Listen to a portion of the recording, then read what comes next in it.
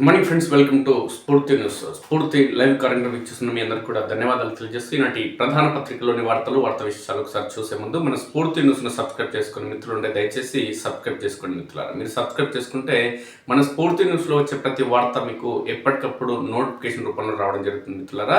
అందుకోసం మీరు చేయాల్సింది యూట్యూబ్లోకి వెళ్ళి స్ఫూర్తి న్యూస్ అని టైప్ చేసి సబ్స్క్రైబ్ చేసుకోవచ్చు, లేదంటే మన లింక్ పైన కూడా క్లిక్ చేసి సబ్స్క్రైబ్ చేసుకోవచ్చు. అదేవిధంగా మీ ప్రాంతం, మీ గ్రామం కావచ్చు, మీ తండా, మీ మండలం, మీ నియోజకవర్గం, మీ జిల్లా, మీరు ఎక్కడ నివాసం ఉంటున్నా మీ ప్రాంతంలో ఉన్న సమస్యలు కానీ లేదంటే అభివృద్ధి కార్యక్రమాలు కానీ మా దృష్టికి తీసుకొస్తే ఖచ్చితంగా మన స్ఫూర్తి న్యూస్లో ప్రసాదం చేద్దాం. ప్రపంచానికి మన ప్రాంతానికి సంబంధించిన సమస్యలు కానీ అభివృద్ధి కార్యక్రమాలు తెలిసేలా చేద్దాం మిత్రులారా. అందుకోసం మీరు చేయాల్సింది 8919793547 నెంబర్కి వాట్సాప్ లేదంటే సామాన్య కాల్ ద్వారా సమాచారం ఇవ్వచ్చు మిత్రులారా. ప్రధానంగా కల్వకుర్తి నియోజకవర్గంలో ఒక హాట్ టాపిక్ అనేది కొనసాగుతుంది మిత్రులారా. అది బీజేపీ, కాంగ్రెస్, బీఆర్ఎస్ పార్టీలకు సంబంధించిన నేతల విమర్శలు, ప్రతి విమర్శలు అనేది కొనసాగుతుంది. దీనికి సంబంధించిన వార్త ఒకసారి మనం గమనిస్తే, ప్రధానంగా ఆమన్గల్ మున్సిపాలిటీకి సంబంధించి బీఆర్ఎస్ పార్టీకి సంబంధించిన అభ్యర్థులు అంటే కౌన్సిలర్ అభ్యర్థులు అత్యధిక మంది గెలవడం అనేది ఒకవైపు బీజేపీకి కానీ మరోవైపు కాంగ్రెస్ పార్టీలకు మింగుడు పడని విషయంగా మారింది. దీనికి ప్రధాన కారణం Uppala charitable trust chairman Uppala Venkatesh వార్లోకి దిగడంతో వార్ వన్ సైడ్ అయిపోయింది. భారీ మెజార్టీగా ఎక్కువ అత్యధిక స్థానాలు 8 స్థానాలు బీఆర్ఎస్ పార్టీకి సంబంధించిన అభ్యర్థులు గెలుపొందడం జరిగింది. అక్కడ ప్రధానంగా ఆమన్గల్ మున్సిపాలిటీకి సంబంధించి మొత్తం 15 కౌన్సిలర్ స్థానాలు ఉంటే 15 కౌన్సిలర్ స్థానాల్లో 8 కౌన్సిలర్ స్థానాలను బీఆర్ఎస్ పార్టీ విజయం సాధించింది. దీనికి కారణం Uppala charitable trust chairman Uppala Venkatesh యొక్క చరిష్మా కావచ్చు, లేదంటే ఇక ఆయన వ్యవహార తీరు కావచ్చు, లేదంటే ఆయన ప్రచార పర్వం కావచ్చు, ప్రజలను ఆకట్టుకున్న విధానం కావచ్చు. అయితే కాంగ్రెస్ ఒకవైపు బీజేపీ పార్టీలకు సంబంధించిన నాయకులు మాట్లాడుతున్న విధానాలు కావచ్చు, వాళ్ళ వాదన ఏంటి అంటే ఉప్పల వెంకటేష్ భారీ మొత్తంలో డబ్బు పంపిణీ చేయడం జరిగింది, అందుకోసమే టీఆర్ఎస్ పార్టీకి సంబంధించిన అభ్యర్థులు విజయం సాధించడం జరిగిందనే కోణంలో ప్రచారం చేయడం జరుగుతుంది. అయితే కాంగ్రెస్ పార్టీ అనేది ప్రజా సంక్షేమ పథకాలను తెలంగాణ రాష్ట్రంలో అమలు చేయడం జరుగుతుంది. ముఖ్యమంత్రి రేవంత్ రెడ్డి ప్రజాపాలన కొనసాగిస్తూ ఈ రాష్ట్రంలో 2 ఏళ్లకు పైగా పాలన కొనసాగిస్తున్న ఈ నేపథ్యంలో దేశంలో ఎక్కడా లేని విధంగా పథకాలు అందించడం జరుగుతుంది. సామాన్య బడుగు బలహీన వర్గాలకు సంబంధించిన ప్రజలతో పాటు అగ్రవర్ణ కులాల్లోని పేదలకు సంక్షేమ పథకాలు అద్వితీయంగా అందించడం జరుగుతుంది. ఒకవైపు మహిళలకు ఉచిత బస్సు కావచ్చు, మరోవైపు ఈ రైతన్నులకు సంబంధించి రుణమాఫీ కావచ్చు, లేదంటే 200 యూనిట్లకు సంబంధించిన ఫ్రీ కరెంటు కావచ్చు, 500 రూపాయలకి సిలిండర్ కావచ్చు, అనేక సంక్షేమ పథకాలు ఈ రాష్ట్రంలో అమలు చేస్తున్నాం. కాబట్టి పేద ప్రజలందరూ కూడా బడుగు బలహీన వర్గాలకు సంబంధించిన ప్రజలతో పాటు మెజారిటీ ప్రజలందరూ కూడా కాంగ్రెస్ పార్టీ వైపే ఉన్నారని చెబుతూ అనేక మంది మంత్రులు కానీ, ముఖ్యమంత్రి రేవంత్ రెడ్డి కానీ, ఎమ్మెల్యేలు కానీ, ఎంపీలు కానీ, ఎమ్మెల్సీలు కానీ ఒకే ఒక్క మాటలు చెప్పడం జరుగుతుంది. అటు సర్పంచ్ ఎన్నికలు కానీ, ఇటు నిన్నమన నిర్వహించినటువంటి మున్సిపల్ ఎన్నికలు కానీ ప్రజా పాలనకి ఇది ఒక రెఫరెండం, ప్రజలు ఇచ్చిన తీర్పు ఒక రెఫరెండం అంటూ ప్రచారం చేయడం జరుగుతుంది. మరి ఆమన్గల్లో 15 స్థానాలుంటే కాంగ్రెస్ పార్టీకి వచ్చింది ఒకే ఒకటి ఏకలింగం. అంటే అర్థం చేసుకోండి, అంటే ఇది ప్రజాపాలనకు రెఫరెండమేనా?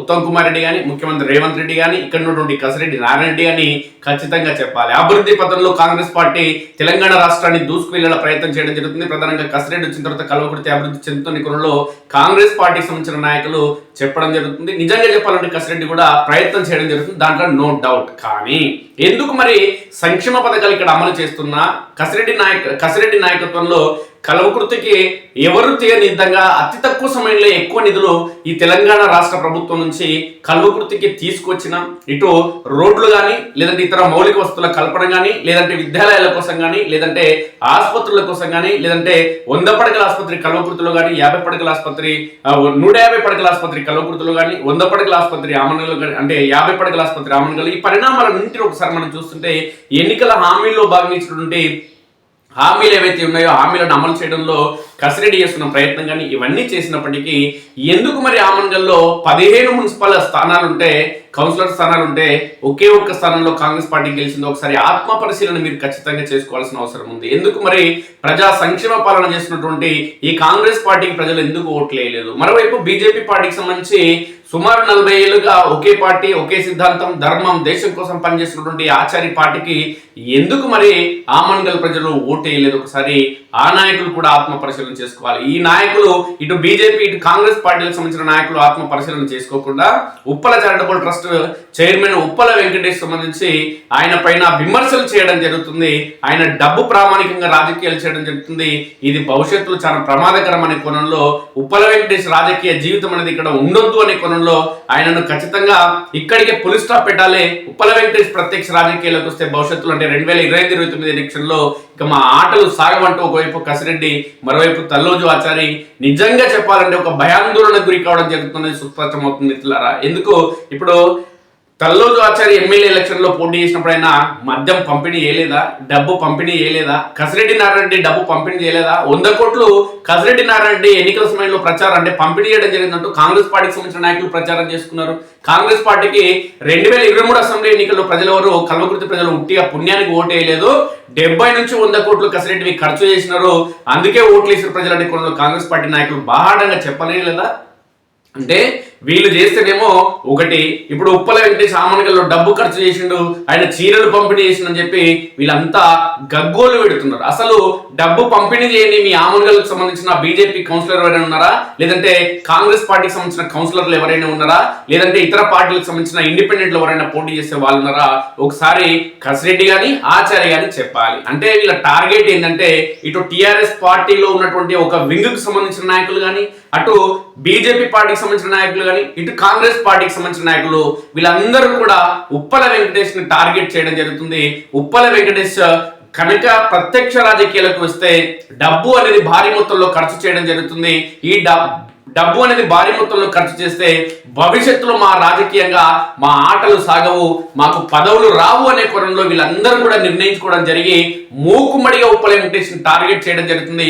ఉప్పల వెంకటేష్ ని టార్గెట్ చేస్తూ రాజకీయంగా కక్షపూరితంగా వివరించి ఆయనకు ఒక పులి స్టాప్ పెట్టాలి రాజకీయ కోణంలో వ్యూహాత్మకంగా ఎత్తుగడలు వేయడం జరుగుతున్నది సుస్పష్టం. ఇటు ఒకసారి మనం ఆలోచన చేస్తే జైపాల్ యాదవ్ ఏమైనా పేద అయినా, తల్లోజు ఆచార్య ఏమైనా పేద అయినా, కసిరెడ్డి నారాయణ రెడ్డి ఏమైనా పేద అయినా, ఉప్పల వెంకటేష్ ఏమైనా ఎవ్వరు కూడా పేదోళ్ళు కాదు. కానీ ఉన్న దాంట్లో ఉప్పల వెంకటేష్ ₹2 పేద ప్రజలకు సాయం చేయడం జరుగుతుంది.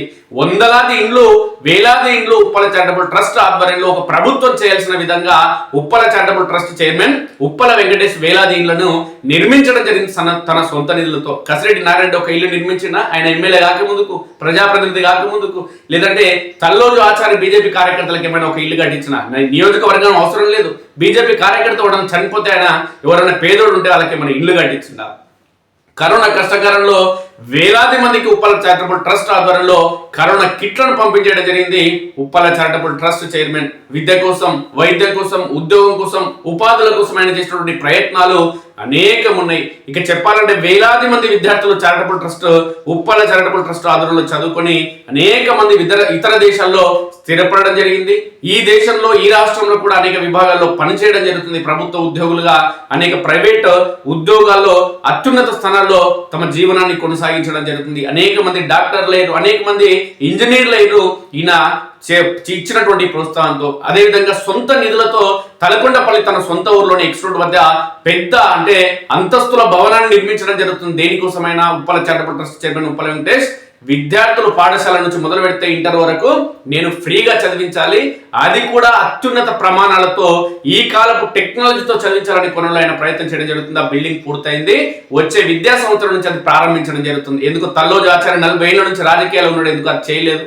ఇప్పుడు కసిరెడ్డి నారాయణ రెడ్డికి ఈ రాష్ట్ర వ్యాప్తంగా ఆయనకు విద్యా సంస్థలు ఉన్నాయి, రాష్ట్ర వ్యాప్తంగా పాఠశాలలు ఉన్నాయి, రాష్ట్ర వ్యాప్తంగా కళాశాలలు ఉన్నాయి. ఇంటర్, డిగ్రీ, అదే ఇంటర్కి సంబంధించి అదేవిధంగా వివిధ ఇంజనీరింగ్ కళాశాలలు ఆయనకు ఉన్నాయి. ఎవరికైనా ఫ్రీ ఇస్తున్నాడా ఆయన? లేదంటే ఫ్రీ చదివిస్తున్నాడా? లేదంటే ఒక భవనాన్ని నిర్మించి కల్వకుర్తి నియోజకవర్గానికి సంబంధించిన ఎవరికైనా పిల్లలకైనా ఉచితంగా చదివించడం జరుగుతుందా? ఒకసారి ఆత్మ పరిశీలన చేసుకోవాలి. ఉప్పల చారిటబుల్ ట్రస్ట్ చైర్మన్ వచ్చి ఉప్పల వెంకటేష్ వచ్చి మొత్తం రాజకీయాలను భ్రష్టు పట్టిస్తున్నాడు, రాజకీయాలను సర్వనాశనం చేస్తున్నాడు. అసలు రాజకీయాలను సర్వనాశనం చేస్తున్నాడు. మీరు బీజేపీకి, కాంగ్రెస్ కు పొత్తు పెట్టుకోవాల్సిన అవసరం ఏముంది? అంటే మీరు చేస్తున్న రాజకీయాన్ని ఇలా సర్వనాశనం. ఒక హిందుత్వ పార్టీ, హిందూ పార్టీ అని చెప్పి, ఇది కాంగ్రెస్ కు వ్యతిరేక పార్టీ అని చెప్పి, అదేవిధంగా కాంగ్రెస్ పార్టీ అంటే నేను ముస్లిం అని చెప్పి, ముస్లిం అంటే నేను కాంగ్రెస్ పార్టీ అని చెప్పి కుల రాజకీయాలు చేసేది మీరు. కుల అంటే ఓట్లను దండుకునే మీరు ఇలా ఓట్లు అయిపోయిన తర్వాత మాత్రం పదవుల కోసం ఒక దగ్గర వచ్చి చేరుతారు. ఒక్క సీట్ వచ్చిన కాంగ్రెస్ పార్టీ ఏ విధంగా మున్సిపల్ చైర్మన్ సీటు వస్తుందని ఆశించడం జరుగుతుంది. ఎంత దుర్మార్గమైన చర్య అంటే ప్రజలు ఇచ్చిన ఓట్లకు కానీ భారత రాజ్యాంగం కానీ, భారత రాజ్యాంగ నిర్మాత డాక్టర్ బిఆర్ అంబేద్కర్ ఈ ప్రజలకు ఈ దేశంలోని ప్రజలకు ఇచ్చినటువంటి ఓటు హక్కు, ఈ విలువ, ఓటు హక్కున్న విలువ ఎక్కడుంది? ప్రజలు ఏం కోరుకున్నారు? ఆమంగల్లో ఏం కోరుకున్నారు ప్రజలు? టీఆర్ఎస్ పార్టీ అభ్యర్థులు గెలిపించాలని, టీఆర్ఎస్ పార్టీ అభ్యర్థి చైర్మన్ కావాలని, టీఆర్ఎస్ పార్టీ అభ్యర్థి వైస్ చైర్మన్ కావాలని, టీఆర్ఎస్ పార్టీ పాలన ఆమంగల్లో రావాలని ప్రజలు కోరుకుని ఓటు హక్కు వినియోగించుకుంటే మీరు ఓడిపోయిన మీరందరు జమై, ఓడిపోయిన వాళ్ళు మొత్తం జమై, మూకుమ్మడిగా జమై, వీళ్ళందరూ ఓడిపోయిన వాళ్ళందరూ జమై, ఈ ఓడిపోయిన పార్టీలు అన్ని జమ అయితే లాస్ట్ వస్తే వాళ్ళు ఎక్కువ మంది అని చెప్పి ఎక్స్ ఆఫీషియో ఓట్లు అని చెప్పి చట్టాల్లో ఉన్న తప్పిదాలను, చట్టాల్లో ఉన్న లోపాలను వాళ్ళ చుట్టాలుగా మార్చుకొని ఎక్స్ ఆఫీషియో ఓట్ల ద్వారా అని చెప్పి, లేదంటే ప్రలోభాలకు గురైన వ్యక్తులని, డబ్బుకు అమ్ముడుపోయే వ్యక్తులను ఈరోజు పార్టీలు చేర్చుకుని ఈరోజు అక్కడ ప్రభుత్వాన్ని ఏర్పాటు చేసినామని చెప్పి కాంగ్రెస్ పార్టీ జెండా మున్సిపాలిటీ పైన ఎగిరిందని చెప్పి గప్పాలు కొడుతున్నారు కాంగ్రెస్ బీజేపీ పార్టీకి సంబంధించిన నాయకులు. ఒక్క సీటు గెలిచిన కాంగ్రెస్ పార్టీ జెండా ఎట్లా ఎగిరింది ఒకసారి ఆత్మ పరిశీలన చేసుకోవాలి. భవిష్యత్తులో ఈ కాంగ్రెస్ బీజేపీ పార్టీకి సంబంధించిన నాయకులందరూ కూడా గుర్తుంచుకోండి, 2028 ఎలక్షన్ లో ఇదే కసిరెడ్డి కాంగ్రెస్ పార్టీ తరఫున, ఆయన కాంగ్రెస్ పార్టీ తరఫున వస్తాడో లేదంటే ఇంకో పార్టీ తరఫున, ఎందుకంటే గతంలో ఆయన టీఆర్ఎస్ పార్టీ నుంచి 2 సార్లు ఎమ్మెల్సీ అయ్యిండు, అక్కడ మళ్ళీ ఎమ్మెల్యేగా బీఫామ్ రాలేదని కాంగ్రెస్ లోకి పోయిండు. కాంగ్రెస్ లో కూడా మళ్ళా వంశీచంద్ర రెడ్డి రిటర్న్ వచ్చినారంటే మళ్ళీ గో బ్యాక్ అవుతాడు, ఇంకో పార్టీలోకి వద్దాడు, దాంట్లో డౌట్ లేదు. ఏ పార్టీకి పోయినా మళ్ళీ ఆయన ఎమ్మెల్యే మాత్రం ఖచ్చితంగా కసిరెడ్డి నారాయణ ఎమ్మెల్యే అభ్యర్థిగా పోటీ చేశాడు. ఎందుకంటే ఆ ఎమ్మెల్యేకి ఉన్న పవర్, దాని రుచి, దాని ఏందనేది దానికి తెలిసింది కాబట్టి ఆయన ఖచ్చితంగా ఆయన ఎమ్మెల్యేగా పోటీ చేశాడు. ఆచారికి ఇంకా తిరిగేలేదు. ఆయన ఉన్నన్ని రోజులు ఈ దేశంలో, ఈ రాష్ట్రంలో ఉన్నన్ని రోజులు ఇక బీజేపీ టికెట్ వేరేవాడు అడిగే అవకాశం లేదు. రెండో కేడర్ ఆ స్థాయికి ఎదిగినోడు లేడు. బీజేపీకి సంబంధించిన ఎమ్మెల్యే అభ్యర్థి బీఫామ్ అడిగేటోడు కల్వకుర్తి నియోజకవర్గంలో పుట్టలేదు, భవిష్యత్తులో పుట్టాడు. ఇక కాబట్టి బీజేపీకి తల్లో ఆచారికి మళ్ళీ బీఫామ్ వస్తుంది. మరి బీజేపీ నుంచి ఆచారి, కాంగ్రెస్ నుంచి కసిరెడ్డి వచ్చి కొట్లాడినప్పుడు ఏం చెప్తారు? బీజేపీకి ఓట్లు లేకుండా మాకే ఓటేయమని ఈయన కసిరెడ్డి ఇట్లా అంటాడు వచ్చే ఎన్నికలలో. కసిరెడ్డి కాంగ్రెస్ పార్టీ అనేది కుటుంబ పార్టీ, లేదంటే అది కేవలం కొన్ని వర్గాలకు మాత్రమే మద్దతు ఇస్తుంది. బీజేపీ అనేది హిందుత్వ పార్టీ. నేను 40 ఏళ్ల నుంచి రాజకీయాల్లో ఉన్న, ఏ పార్టీ మారాలి, పదవుల కోసం పార్టీ మారాలి అని చెప్పిన ఆచారి ఇలా భార్యను వైస్ చైర్మన్ చేయనిక ఇలా బీజేపీ పార్టీ అనేది కాంగ్రెస్ పార్టీకి మద్దతు ఇవ్వడం నిజంగా అత్యంత విడ్డూరంగా మారిపోయింది. భవిష్యత్తులో అటు ఆచార్య కానీ ఎవరు ఎన్ని అనుకున్నా, ఎవరు ఎంత సమర్థించుకున్నా, ఇటు బీజేపీ కానీ ఇటు కాంగ్రెస్ పార్టీకి సంబంధించిన నాయకులు కానీ కార్యకర్తలు కానీ ఈ రోజు ఒకే ఒకటి ఉప్పల వెంకటేష్ టార్గెట్ చేయడం జరిగింది. మీకు సంబంధించిన రాజకీయ నేపథ్యంలో మీరు మీ నాయకులు సమర్థించుకోవడం జరుగుతుంది. మేము చేస్తే తప్ప అవతలోడు చేస్తే తప్పు లేదనే కోణంలో. కానీ ఉప్పల వెంకటేష్ డబ్బు ఖర్చు చేసిండు, రాజకీయాలను భ్రష్టు పట్టిందని చెప్పి ఈ బీజేపీ, ఈ కాంగ్రెస్ పార్టీకి సంబంధించిన నాయకుల అభ్యర్థులు నేను ఒకటే అడుగుతున్నా, మీరు ఖర్చు చేయలేదా? మీరు ఫ్రీగా పోయి అయ్యా మేము ఉద్యమాలు చేసినాం, స్వతంత్ర సమరయోధులం, తెలంగాణ ఉద్యమకారులం, ఫ్రీ ఓటే అనేది ప్రజల వద్దకు మీరు వెళ్ళినోడు ఎవడని ఉంటే రండి, వాని ఇంటర్వ్యూ నేను చేస్తా. కాబట్టి ఈ పరిణామాలు ఆచారికి ఒక కలంకంగా మారినాయి. ఖచ్చితంగా భవిష్యత్తులో ఆచారి అనేటువంటి ఇప్పటి వరకు ఒక ఉద్యమ నాయకుడు, ఒక నిఖార్సైన బీజేపీకి సంబంధించిన నేత అనేది ఒకటి. అంటే ప్రజల్లో ఎక్కడ కూడా ఆచారికి సంబంధించి పేరు పెట్టే అవకాశం గతంలో లేకుండే. కానీ ఈరోజు కాంగ్రెస్ పార్టీతో కలవడం అనేది ఆచారికి భవిష్యత్తులో ఒక పెద్ద మచ్చ అనేది ఖచ్చితంగా ప్రతి ఒక్కరు కూడా కల్వకుర్తి నియోజకవర్గంలో చర్చించుకోవడం జరుగుతుంది. మిత్రులారా, ఒక చిన్నపాటి పదవి కోసం కాంగ్రెస్ పార్టీతో పొత్తు పెట్టుకోవాల్సిన అవసరం ఏముందనుకున్న ఒక చర్చ అనేది భారీ మొత్తంలో కొనసాగుతుంది. ఇటు కల్వకుర్తి కాంగ్రెస్ పార్టీకి సంబంధించినటువంటి ఎమ్మెల్యే కసిరెడ్డి నారాయణ రెడ్డి ఆమన్గల్లో ఒకే ఒక్క సీటు గెలిచి కాంగ్రెస్ పార్టీ జెండాను మున్సిపాలిటీ పైన ఎగిరవేయాలనే కోణంలో పనిచేయడం అనేది అత్యంత విడ్డూరం, అత్యంత చర్చనీయాంశంగా మారింది. కల్వకుర్తి ప్రజలు ఈ ఇరువురు నేతల వ్యవహార తీరు పైన ఒక చర్చించుకోవడం జరుగుతుంది. అదేవిధంగా ఇద్దరు నేతలు ఒక్కటే ఈ రోజు ఉప్పల వెంకటేశ్వర టార్గెట్ చేస్తూ ఆయన పైన కేసులు వేయడమా, లేదంటే రాజకీయాల నుంచి ఆయన ఇబ్బందులకు గురి చేయడం అనేది జరుగుతుంది. కానీ ఇవన్నీ పరిణామాలను ప్రజలు గమనిస్తున్నారు. ఈ పరిణామాలు మీ స్థాయిని, మీ విలువని, మీ పదవులకున్న, మీ రాజకీయ అనుభవానికి ఉన్న మీ స్థాయిని ఖచ్చితంగా దిగజారుస్తాయి. ఇలాంటి పరిణామాలు ప్రజాస్వామ్యంలో చేయొద్దని ఖచ్చితంగా మన స్ఫూర్తి న్యూస్ కోరుకోవడం జరుగుతుంది మిత్రులారా. ఇక రాష్ట్ర స్థాయి అంశాలకు సంబంధించిన వార్తల్లోకి వెళ్తే, పోలీసుల ముందు లొంగిపోండి, నటి ప్రత్యూష మృతి కేసులో దోషి సిద్ధార్థ రెడ్డికి సుప్రీంకోర్టు ఆదేశం. హైకోర్టు తీర్పుతో ఏకీభవించిన సుప్రీంకోర్టు బెంచ్ పలు అంశాల ఆధారంగా 2 ఏళ్ల జైలు శిక్ష ఖరారు. దాదాపు 24 ఏళ్ల తర్వాత వెలువడిన తీర్పు. ఆయన ఈ ప్రత్యూష పుట్టినప్పుడు ఎవరైనా పిల్ల పుట్టింటే ఆ పిల్ల ఇప్పుడు పుట్టి పెరిగి చదువు పూర్తి చేసుకొని పెళ్లి చేసుకొని 2-3 పిల్లలు కానీ ఉంటుంది 24 ఏళ్ళ. కేసు తీర్పు ఇప్పుడు వచ్చింది. మన దేశంలో ఎవరిని మనం ఇక్కడ విమర్శిస్తలేం మిత్రులారా, ఎవరు కారణం అంటే లేదు. చట్టాలు లేదంటే చట్టాలకు వ్యతిరేకంగా కోర్టులకు వ్యతిరేకంగా మనం మాట్లాడతలేం. ఎందుకు ఏముంది ఈ కోర్టులు మనం ఏమంటలేదు. కానీ ఎందుకు ఇంత లేట్ అవుతుంది సరే అర్థం. 24 ఏళ్లకు సార్ తీర్పు. 2002లో సిద్ధార్థ రెడ్డితో కలిసి విషం తాగిన ప్రత్యూష చికిత్స పొందుతూ ఆమె చనిపోగా ప్రాణాలతో బయటపడ్డ సిద్ధార్థ రెడ్డి. ఇప్పుడు సిద్ధార్థ రెడ్డి నిజంగా దోషి అయితే, ప్రత్యూషని చంపిన వ్యక్తి అయితే, లేదంటే ఆమె చావుకు కారణమైన వ్యక్తి అయితే, 24 ఏళ్లలో ఈ సిద్ధార్థ రెడ్డి అన్నట్టు ప్రత్యూష బతికినప్పుడే పెళ్లి వయసుకు వచ్చినోడు. ఆయన పెళ్లి చేసుకుని ఆయన పిల్లలు పుట్టి ఆయన పిల్లకి 24 ఏళ్ళు వస్తే ఆయన ఇప్పుడు తాత కావాలి. ఈ తాత తీసుకుపోయి జైల్లో పెడితే ఇప్పుడు ఆయనకు శిక్ష చేయాలి. ఈయన జైల్లో పెడితే ఈయన పిల్లలు, ఈయన భార్య, పిల్లలందరూ కూడా ఎలా బాధపడుతూ కూర్చోవాలి. ఆయన శిక్ష పడితే ఎంత బాగుండు. కోట్లపై నమ్మకాలు రావాలంటే శిక్షలు అనేది వెంటనే జరగాలి. మంత్రి వివేక్ కాన్వాయ్ పై బాల్క సుమన్ దాడి. మంత్రి వెహికల్ పై ట్రాఫిక్ కోన్ విసిరేసి వీరంగం. చూడు ఈ నుంచి విసిరేసిన బాల్క సుమన్. ఈయన పెద్ద ఫోటో అన్నమాట. ఇక ఎక్స్ అఫీషియో ఓట్లను అడ్డుకునే యత్నం. కేతనపల్లి మున్సిపాలిటీ వద్ద ఉద్రిక్తత. దాడిలో పోలీసులు, కాంగ్రెస్ కార్యకర్తలకు తీవ్ర గాయాలు. ఆందోళనకారులను చెదరగొట్టిన పోలీసులు, కౌన్సిలర్ల మధ్య గొడవ. చైర్పర్సన్ ఎన్నిక వాయిదా. ఈ బాల్క సుమన్ వ్యవహార తీరు ఎట్టుంటదంటే, నేను ఒక్కరిని తెలంగాణ ఉద్యమకారుని అన్నట్టు ఉంటుంది. నేను ఒక్కరిని ఉద్యమం చేసిన తెలంగాణ రాష్ట్రం వచ్చిందని నేను అనుకుంటాడు ఈయన మనసుకి. ఉస్మానియా యూనివర్సిటీని నేను ఒక్కరినే పులిబిడ్డను, ఉస్మానియా యూనివర్సిటీ నుంచి బయటికి వచ్చినా నేను పులిబిడ్డను, నేను పోరాటం చేసిన తెలంగాణ రాష్ట్రం వచ్చింది. నా ఒక్కరితోనే ఉస్మానియా యూనివర్సిటీకి సంబంధించిన విద్యార్థిని కాబట్టి నా వల్లనే ఉస్మానియా యూనివర్సిటీకి పేరు వచ్చిందని ఈయన అనుకుంటాడు. ఈయన ఉట్టక ముందుకే ఉస్మానియా యూనివర్సిటీ ఏందో తెలుసు. ఈయన ఇక్కడ ఉట్టక ముందుకే తెలంగాణ ఉద్యమం ఏమో జరిగిందో తెలుసు. ఈయన ఎంత ఉద్యమం చేసిండో అందరికి తెలుసు. మీడియాలో టీఆర్ఎస్ పార్టీ అడుగులకు మడుగుతూ ఆ నాయకులకి ఇలా ఎంపీ అయిన ఎమ్మెల్యేని ఎవడు కాదనలేడు. కానీ ఈయన కంటే ఉద్యమం చేసిన వాళ్ళు చాలా ఎక్కువ మంది ఉన్నారు. ఈయన కంటే పార్టీ జెండాలు వాతిన వాళ్ళు చాలా మంది ఉన్నారు. కానీ వీళ్ళంతా ఏంటంటే మీడియా హైప్ తోనే ఇలా నాయకులు అయ్యారు. ఇలాంటి వాళ్ళనే ఈ టీఆర్ఎస్ కేసీఆర్ కానీ కేటీఆర్ ప్రోత్సహించారు.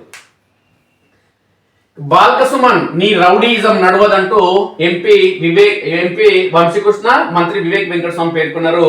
నీ ఫ్రస్ట్రేషన్ ఇంకెక్కడైనా చూపించుకో, చెన్నూరులో కాదంటూ మంత్రి వివేక్ ఫైర్. నీ చర్యల వల్ల ప్రజాస్వామ్యం కూని ఆయనపై పోలీసులు కేసు చేసి చర్యలు తీసుకోవాలని ఆదేశాలు జారీ చేసిండు మంత్రి కదా, అధికార పార్టీ చేస్తారు సార్, ఏం టెన్షన్ పడదు. నువ్వు ఫోన్ చేసినా చేస్తారు ప్రెస్ మీట్ ఎందుకు సార్ నాకు అర్థం కాదు. 70 కాలేజీల్లో పాత ఫీజులే, ప్రైవేట్ ఇంజనీరింగ్ కాలేజీలో ఫీజులు ఫిక్స్. ప్రభుత్వానికి టీఏఎఫ్ఆర్సి నివేదిక, త్వరలోనే జీవో. ఓ కాలేజీలో అత్యధికంగా 62,000, అత్యల్పంగా 50,000 పెరిగిన ఫీజు. సిబిఐటీలో అత్యధికం 1,83,000, 1.83 లక్షల ఫీజు. కాంగ్రెస్ ఖాతాలో మరో 7 మున్సిపాలిటీలు, 3 చోట్ల ఎన్నికలు వాయిదా. జనగామ, తొర్రూరులో లాటరీ, 2 చోట్ల కాంగ్రెస్ కే లక్కి. మొత్తం 90 మున్సిపాలిటీలు, 5 కార్పొరేషన్లు అధికార పార్టీ పాగా. 19 చోట్ల బీఆర్ఎస్, 2 చోట్ల బీజేపీ, 1 చోట ఫార్వర్డ్ బ్లాక్, 4 చోట్ల కొలువు తీరిన ఇండిపెండెంట్లు. ముగిసిన మున్సిపల్ ఎన్నికలు. 22 రోజుల తర్వాత ఎలక్షన్ కోడ్ ఎత్తివేత. దేవుడికి గంజాయి ప్రసాదం. శంషాబాద్లో టెంపుల్లో యువకుల రీల్స్. కేసు నమోదు చేసిన పోలీసులు ఖాళీ మెంటల్ ఉంటది చూడుండ్రి మీరే అంటూ చేతిలో గంజాయితో వీడియో వైరల్ కావడంతో స్పందించిన సిపి సజ్జనార్. నిందితులను పట్టుకున్న టాస్క్ ఫోర్స్ పోలీసులు. ఏం బల్పురా, ఎట్లా పెరిగిన మీరు తల్లిదండ్రులు ఎట్లా వేస్తారా మిమ్మల్ని? మాది ఫైటర్ల జాతి అంటున్నాడు కేటీఆర్. మీ ఫైటర్ల జాతి కాబట్టి ప్రజలు మిమ్మల్ని ఓడించారు కేటీఆర్. ఇంకైనా సిగ్గు తెచ్చుకొని ఇలాంటి మాటలు, ఈ దూల మాటలు కొంచెం బంద్ చేసుకో. ఇంకేమంటాడు చూడండి, మలిదశ తెలంగాణ ఉద్యమంలో ఢిల్లీ మెడలు వంచడం అంటున్నాడు కేసీఆర్. ఏనాడు జాతి పిత అని చెప్పుకోలేదు, ప్రజలే పిలుచుకున్నారు అంటున్నాడు. ఎవరు పిలుచుకోలేదు, మీ పార్టీ వాళ్ళు పిలుచుకున్నారు, మీరే పిలుచుకున్నారు. మాకు పట్టిన అది పిలువనీకయ్యా. తెలంగాణ ఆనవాళ్ళే కేసీఆర్. చూడు, తెలంగాణ అంటే ఆనవాళ్ళు అంటే కేసీఆర్, అంటే కేసీఆర్ అంటే తెలంగాణ అంట. శ్రీకాంతాచార్య ఎవరు నాయన, మరి కానిచప్పటి కృష్ణయ్య ఎవరయ్యా, ప్రొఫెసర్ జయశంకర్ ఎవరు, కోదండరామ్ ఎవరు, కొండ లక్ష్మణ బాబుజీ ఎవరు? ఈ బల్పు తగ్గించుకో కేటీఆర్, లేకుంటే మళ్ళీ 2-3 సార్లు ఎక్కిపోతారు మీరు. రాష్ట్రంలో బీజేపీనే ప్రత్యామ్నాయం, మున్సిపల్ ఫలితాల నిదర్శనం అంటున్నాడు రామచంద్రరావు. ఎందుకంటే కాంగ్రెస్ తో పొత్తు పెట్టుకుని నేను గెలుస్తామంటాడు ఆయన. ఏం చెప్పి నేను ఎన్నికల కంటే ముందు మున్సిపల్ ఎన్నికల సమయంలో మాకు అధికారం వస్తే, మెజారిటీ వస్తే మేము చైర్మన్, వైస్ చైర్మన్ సీట్లు తీసుకుంటాం, లేదంటే ఎవరికి మద్దతు ఇవ్వమన్నాడు. టీఆర్ఎస్ వాళ్ళకి మద్దతు ఇచ్చిర్రు, కాంగ్రెస్ వాళ్ళకి మద్దతు ఇచ్చిర్రు. ఇది పార్టీ అతుకుల పొందైంది. బీజేపీ పార్టీ అంటే గతంలో ఓ విలువ, కట్టుబాట్లు, పద్ధతి ఇవన్నీ ఉండే. ఓ నియోజకవర్గంలో టీఆర్ఎస్ కు మద్దతు ఇస్తారు, ఓ నియోజకవర్గంలో కాంగ్రెస్ మద్దతు ఇస్తారు. ఏం పార్టీ మీ పార్టీకి ఇట్లా చేసిన రామచంద్రరావు? మొత్తం దరిద్రం, మొత్తం గబ్బు లేపిన పార్టీని.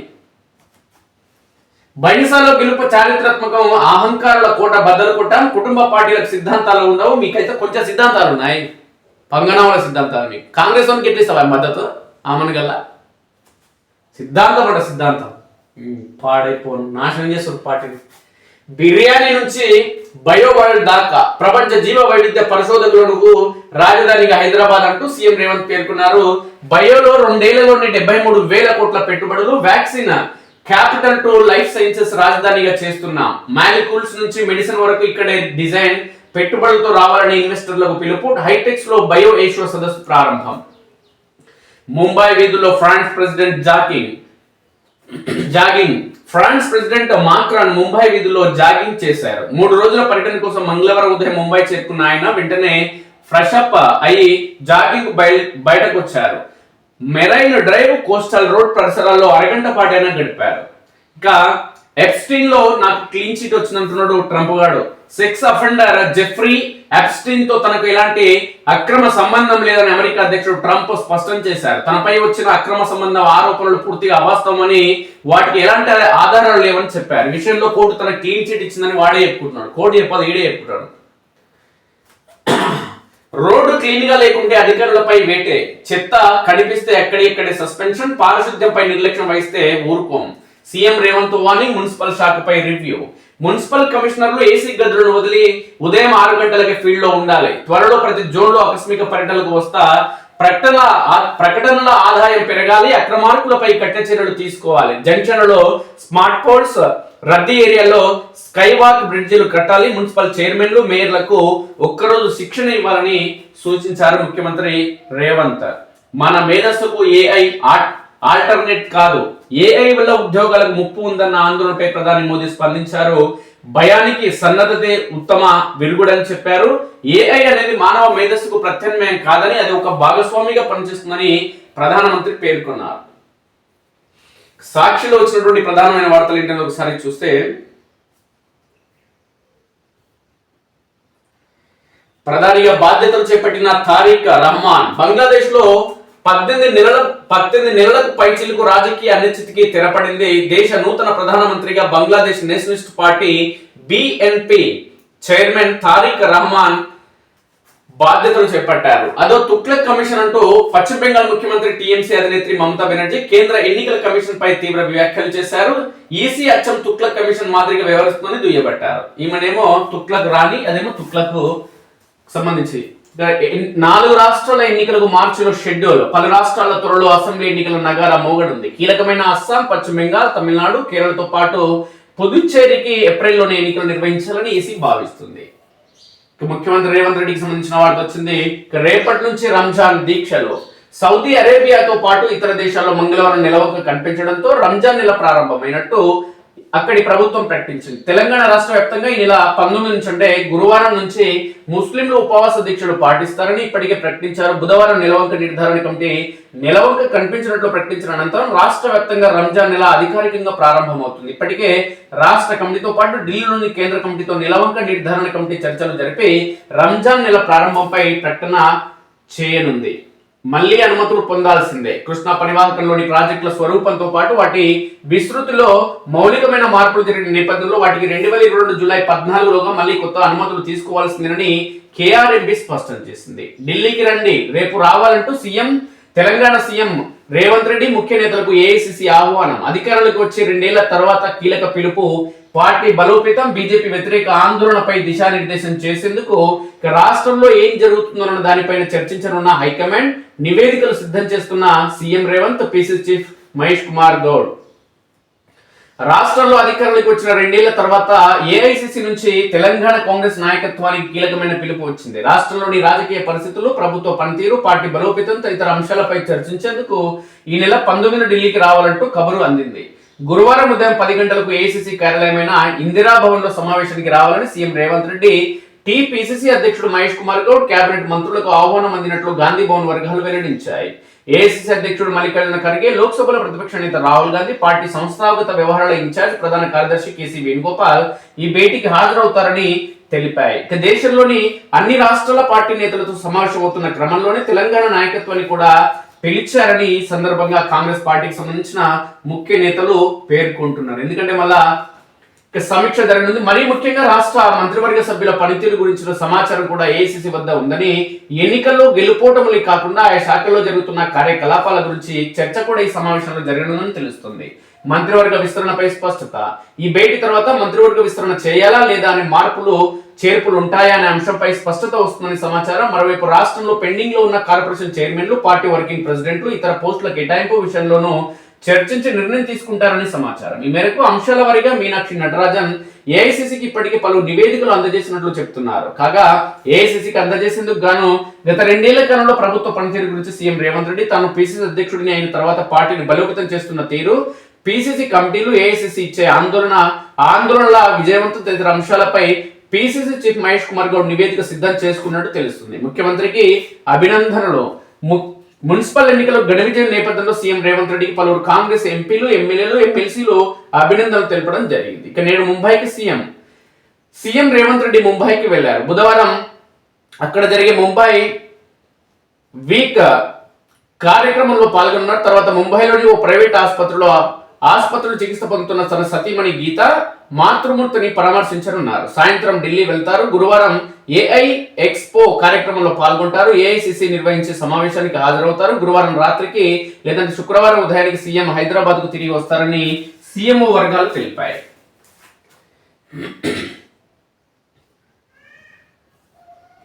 ద్వైపాక్షిక బంధం గ్లోబల్ స్థాయికి. భారత్ ఫ్రాన్స్ నిర్ణయం 21 ఒప్పందాలపై సంతకం.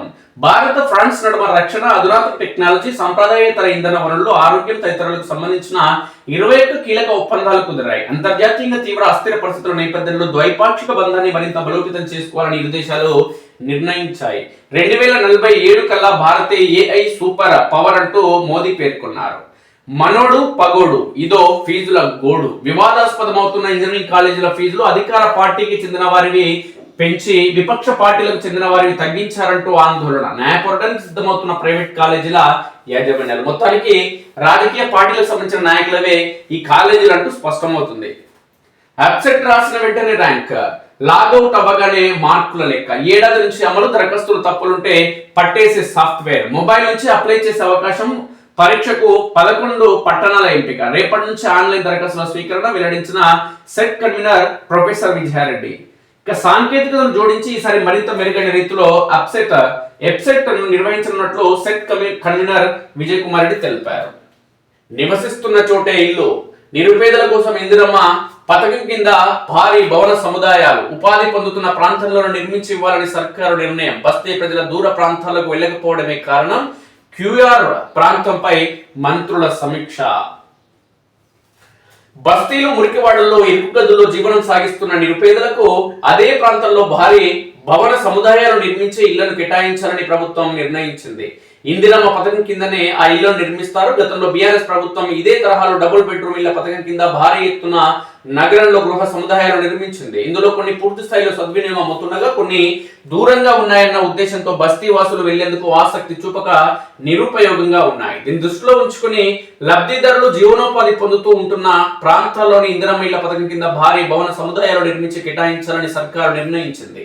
హైదరాబాద్, రంగారెడ్డి, సంగారెడ్డి, మేడ్చల్ జిల్లాల core urban region economy cure పరిధిలోని మురికివాడల్లో ఇందిరమ్మ మోడల్ కాలనీలు, ఇందిరమ్మ ఇళ్ల నిర్మాణానికి స్థలాల సేకరణ, అసంపూర్తిగా ఉన్న డబుల్ బెడ్రూమ్ ఇళ్లను పూర్తి చేయడం, పూర్తయిన 2 పడక గదుల ఇళ్ల కేటాయింపు తదితర అంశాలపై మంగళవారం రాత్రి సచివాలయంలో రంగారెడ్డి, హైదరాబాద్ జిల్లాల ఇన్ఛార్జ్ మంత్రులు శ్రీధర్ బాబు, పొన్నం ప్రభాకర్, మైనార్టీ సంక్షేమ మంత్రి మహమ్మద్ అజారుద్దీన్ తో కలిసి గృహ నిర్మాణ శాఖ మంత్రి పొంగులేటి శ్రీనివాసరెడ్డి సమీక్ష నిర్వహించారు. 5 నుంచి 10 అంతస్తుల వరకు హైదరాబాద్ లోని బస్తీల్లో జీవనం కొనసాగిస్తున్న పేదల కోసం గతంలో దూరంగా 42,000 ఇళ్లను నిర్మించగా అందులో సగం మంది మాత్రమే నివాసం ఉండడం జరుగుతుంది. దీన్ని దృష్టిలో ఉంచుకుని ప్రస్తుతం కాంగ్రెస్ పార్టీ దగ్గర నేపథ్యంలో ఎక్కడైతే ప్రజలు నివాసం ఉంటున్నారో అక్కడే ఇల్లు నిర్మించి ఇవ్వాల్సిన అవసరం ఉందంటే సందర్భంగా పేర్కొంటున్నారు. ఇంకా అందుకు అనుగుణంగానే ఇటీవల నిర్వహించిన క్షేత్రస్థాయి సర్వేలో తేలిందని అధికారులు మంత్రుల దృష్టికి తెచ్చారు. చాలా చోట్ల లబ్ధిదారుల ముసుగులో ఇతరులు చేరుతున్నారని తెలిపారు. నేపథ్యంలోనే పేదలు జీవనోపాధి పొందుతున్న చోటనే వారికి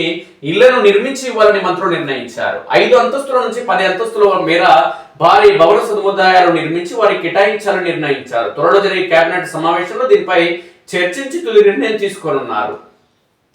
10 రోజుల్లో నివేదికకు ఆదేశం. క్యూఆర్ పరిధిలో ఇలాంటి లబ్ధిదారుల సంఖ్య, వారి ఆవాసానికి ఎన్ని భవనాలు నిర్మించాలి, అందుకు అవసరమయ్యే స్థలం తదితర వివరాలతో 10 రోజుల్లో నివేదిక అందజేయాలని మంత్రులు ఆదేశించారు. మురికివాడలో స్థలం ఉన్నవారు అంగీకరిస్తే ఆ ప్రాంతంలో G+5 అంతస్తులో ఇళ్లను నిర్మించాలని నిర్ణయించారు.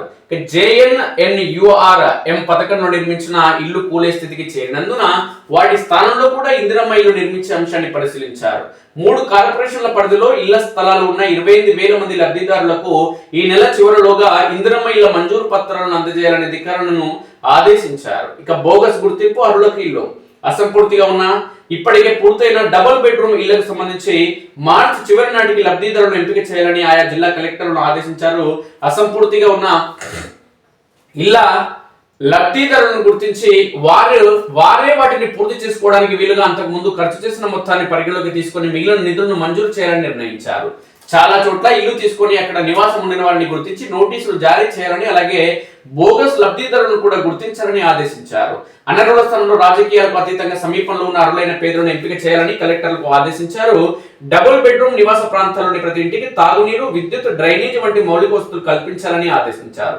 ఇక విస్తీర్ణం సవరించుకోండి. గత కాంగ్రెస్ ప్రభుత్వ హయాంలో ఇందిరమ్మ ఇల్లు పొందిన వారు గత ప్రభుత్వం అమలులోకి తెచ్చిన గృహలక్ష్మి పథకంలో ఇల్లు పొందిన వారు వాటిని ప్రారంభించి అసంపూర్తిగా వదిలేసి ఉంటే వాటికి ఇప్పుడు ఇందిరమ్మ పథకం కింద పూర్తి చేసేందుకు ప్రభుత్వం అవకాశం కల్పించింది. అయితే 400 నుంచి 600 చదరపు అడుగుల మధ్యలోనే వాటి విస్తీర్ణం ఉండాలని నిబంధన విధించింది. విస్తీర్ణం తక్కువ ఉంటే నిబంధన మేరకు పెంచుకోవాలని, ఎక్కువ ఉంటే తగ్గించుకోవాలని పేర్కొంటూ మంగళవారం ఉత్తర్వులు జారీ చేసింది. గతంలో ఈ ఇళ్లకు ప్రభుత్వం నిధులు మంజూరు చేసి ఉంటే మిగతా కిస్తీల మొత్తాన్ని విడుదల చేయనున్నట్టు తెలుస్తుంది. ఇక బేస్మెంట్ స్థాయిని మించి ఇల్లు నిర్మించి ఉంటే దానికి బేస్మెంట్ కిస్తీ కాకుండా తదుపరి కిస్తీల మొత్తం విడుదల అవుతుందని ఈ సందర్భంగా పేర్కొంది. ఫస్ట్ ఇది ఉంటే బుద్ధి ఉంటే అయిపోయేది కదా భయ్.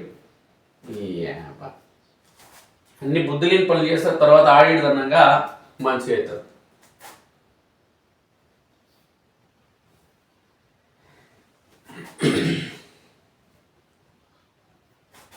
ఈనాడు వచ్చినటువంటి ప్రధానమైన వార్తలు ఒకసారి చూద్దాం. ఫ్రాన్స్ తో భాగస్వామ్యం ప్రత్యేకమంటూ రక్షణ, వాణిజ్యం, టెక్నాలజీలో మరింత విస్తృతం. మోదీ మెక్రాన్ చర్చలో నిర్ణయం. 21 ఒప్పందాలు ఖరారు. ఇక హంగులో అదృష్ట హస్తం. ఎన్నికలు జరిగిన 8లో 7 కాంగ్రెస్ పరం. బారాస ఖాతాలోకి ఇంద్రేశం. కేతనపల్లి, ఖానాపూర్ అదేవిధంగా ఇబ్రహీంపట్నం ఎన్నికలు మళ్లీ వాయిదా. 23న మంత్రివర్గ సమావేశం. రాష్ట్ర మంత్రివర్గ సమావేశం ఈ నెల 23న జరగనుంది. శాసనసభ బడ్జెట్ సమావేశాలు రానున్న 3 నెలలు తాగునీరు, ఆరోగ్యం, విద్యకు సంబంధించిన అంశాలపై మంత్రివర్గంలో చర్చించే అవకాశం ఉంది.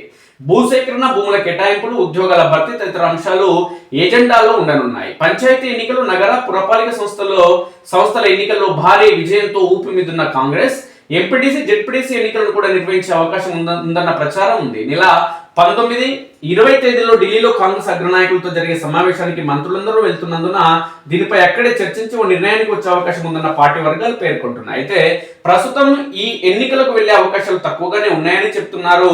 ఇక రైతు భరోసాపై మంత్రివర్గంలో చర్చించి నిధుల విడుదలకు నిర్ణయం తీసుకుంటారా లేక ముందుగానే విడుదల ప్రారంభిస్తారా అన్నది చూడాల్సి ఉంది. ఇక మెదక్ కలెక్టర్ కు 6 నెలల జైలు శిక్ష, 6 నెలల జైలు, జరిమానా విధించడం జరిగింది. కోర్టు ధిక్కరణ పిటిషన్ లో హైకోర్టు తీర్పు ఇవ్వడం జరిగింది. అది ఏంటి అనేది ఒకసారి చూద్దాం. ఎందుకు నెక్స్ట్ శిక్ష పడ్డది, కలెక్టర్ కే శిక్ష ఎందుకు వేసింది కోర్టు ఒకసారి చూద్దాం. దేశంలో కోర్టుకున్నంత వాల్యూ లేదంటే మన భారత రాజ్యాంగం ఉన్న విలువ అత్యద్భుతం. కానీ రాజకీయ నాయకుల తీరు వల్ల వాటి విలువ అనేది తగ్గే ప్రమాదం జరుగుతుంది.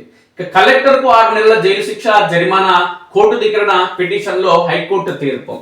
ఆస్తి హక్కులకు సంబంధించి ఇరుపక్షాలకు నోటీసులు పంపి వివాదాన్ని పరిష్కరించాలని ఇచ్చిన ఉత్తర్వులను ఉల్లంఘించిన మెదక్ జిల్లా కలెక్టర్ రాహుల్ రాజ్ తీరుపై హైకోర్టు అసహనం వ్యక్తం చేసింది. ఉద్దేశపూర్వకంగానే కోర్టు ధిక్కరణకు పాల్పడ్డారంటూ ఆయనకు 6 నెలల జైలు శిక్ష, 2000 జరిమానా విధిస్తూ కోర్టు తీర్పు వెలువరించింది. మెదక్ జిల్లా చేగుంట మండలం బోనాల్ గ్రామం సర్వే నంబర్ 284/A/2లో 2.22 ఎకరాల హక్కులకు సంబంధించిన 2.22 ఎకరాల హక్కులకు సంబంధించిన హైకోర్టు ఇచ్చిన ఉత్తర్వులను కలెక్టర్ అమలు చేయకపోవడాన్ని సవాలు చేస్తూ నల్లవెల్లి లక్ష్మి కోర్టు ధిక్కరణ పిటిషన్ దాఖలు చేశారు. దీనిపై జస్టిస్ కె లక్ష్మణ్ విచారణ చేపట్టారు.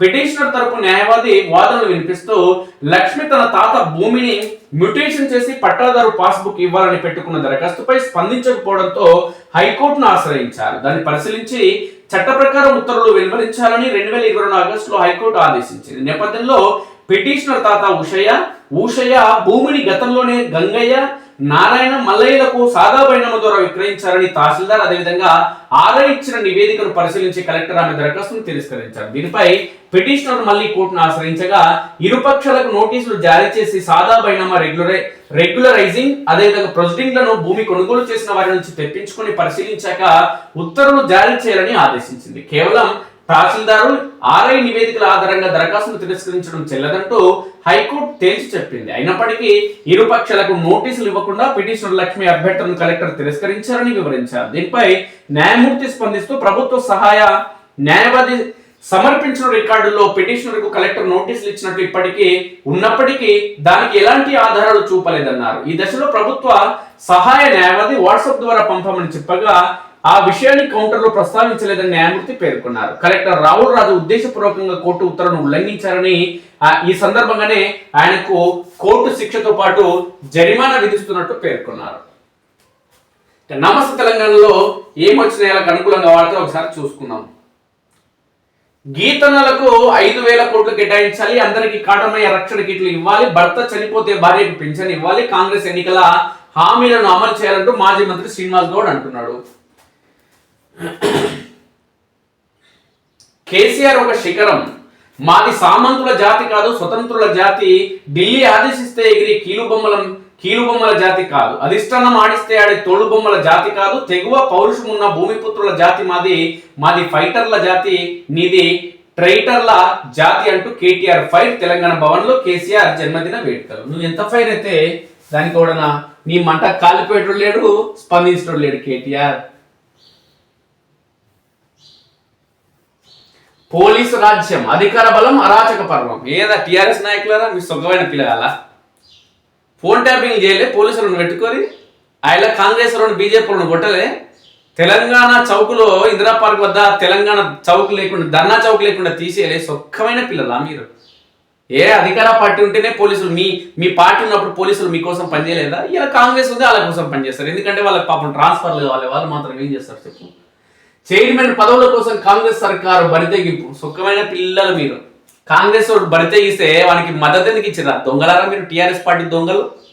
దేనికి ఇచ్చిర్రా? చాలా ప్రాంతాలలో పట్టణాల్లో కొనసాగిన పోలీస్ జూలుం, లాఠీ చార్జీలతో ఎక్కడికెక్కడ వీరంగం. తొర్రూరులో 1000 మంది పోలీసుల కవాతు, మాజీ మంత్రి ఎర్రవల్లి అక్రమ అరెస్టు. ఆయన ఏడుస్తున్నాడు చూడయా.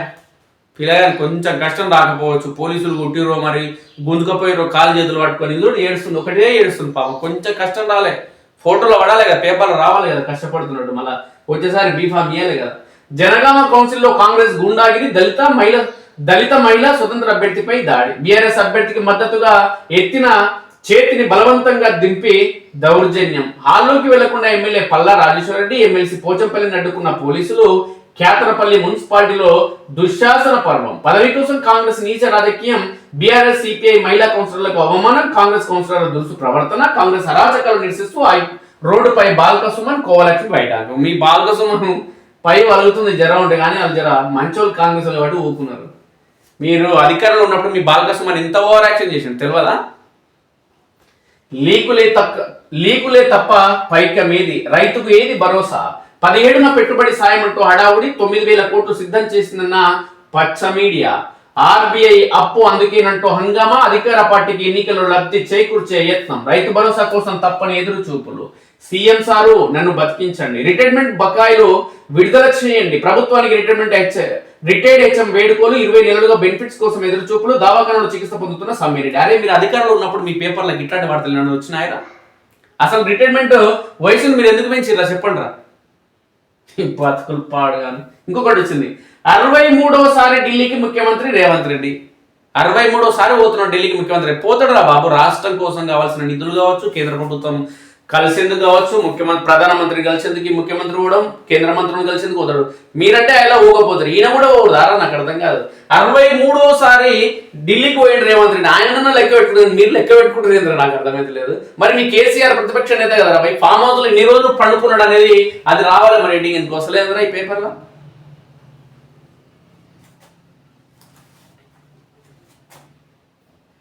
63 సార్లు పోయిండు, 50 సార్లు పోయిండు. ఇంకా పబ్లిక్ ప్లేస్ లో సిగరెట్ తాగితే తిట్లే, స్మోక్ చేసే వ్యక్తులను గుర్తించి తిట్టేస్తున్న ఏఐ. బెంగళూరు టెకీ అద్భుత ఆవిష్కరణ, దేశీయ ఏఐ టూల్ సర్వం సాయంతో రూపకల్పన, సోషల్ మీడియాలో పోస్ట్ వైరల్. ఇక 23న క్యాబినెట్ భేటీ, తెలంగాణ అంటే బిజినెస్ అంటూ ఒక వార్త వచ్చింది. భారత్ ఫ్రాన్స్ ప్రత్యేక భాగస్వామి, ఇక కాంగ్రెస్ ఖాతాలో 8 అంటూ ఒక వార్త. ఇక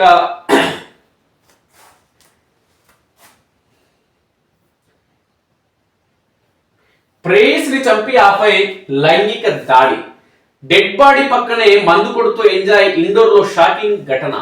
ఇక మరో ఘటన చూద్దాం. ప్రియురాలిపై పెట్రోల్ పోసి నిప్పంటించి ఆపై ప్రియుడి ఆత్మహత్య యత్నం, సహజీవనంలో నెలకొన్న అనుమానమే కారణం. మహబూబాబాద్ జిల్లా కేంద్రంలో ఘటన.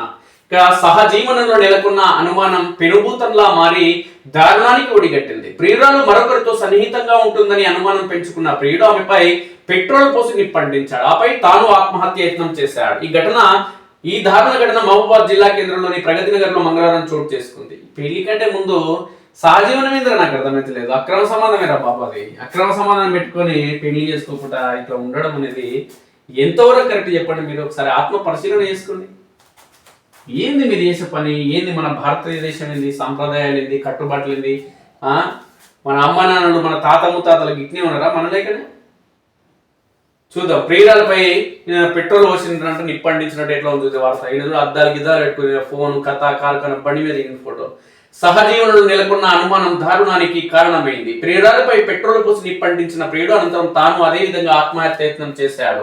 ఈ దారుణ ఘటన మహబూబాబాద్ జిల్లా కేంద్రంలోని ప్రగతి నగర్ లో మంగళవారం చోటు చేసుకుంది. స్థానికుల వివరణ ప్రకారం అంజయ్య భార్య 2 ఏళ్ల క్రితం మరణించగా అతనికి పద్మ అనే మరో మహిళతో పరిచయం ఏర్పడింది. ఆ పరిచయం కాస్త సహజీవనానికి దారి తీసినట్లు సమాచారం. అయితే ఇటీవల పద్మ మరొకరితో సన్నిహితంగా ఉంటుందన్న అనుమానం అంజయ్యలో తీవ్ర అసహనాన్ని పెంచినట్టు తెలుస్తుంది. దీంతో గురువారం పద్మ ప్రగతి నగర్ లోని తన తల్లి ఇంటికి వచ్చినట్లు తెలుసుకున్న అంజయ్య పెట్రోల్ బాటిల్ తో అక్కడికి చేరుకున్నాడు. తనకు దక్కనిది వేరొకరికి దక్కకూడదన్న ఆవేశంతో పద్మపై పెట్రోల్ పోసి నిప్పంటించాడని స్థానికులు చెబుతున్నారు. అనంతరం తాను పెట్రోల్ పోసుకొని నిప్పంటించుకున్నాడనే సమాచారం.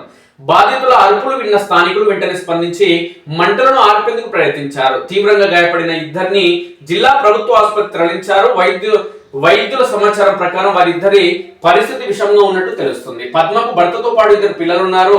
అంజయ్యకు కుమార్తె 2 కుమారులు ఉన్నట్టు తెలుస్తుంది. ఈ ఘటనతో 2 కుటుంబాలు తీవ్ర ఆందోళనలో మునిగిపోయాయి. పోలీసులు ఘటనా స్థలానికి చేరుకొని కేసు నమోదు చేసి దర్యాప్తు చేస్తున్నారు.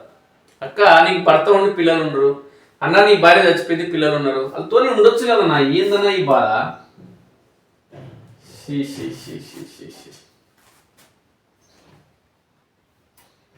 పాడైపో.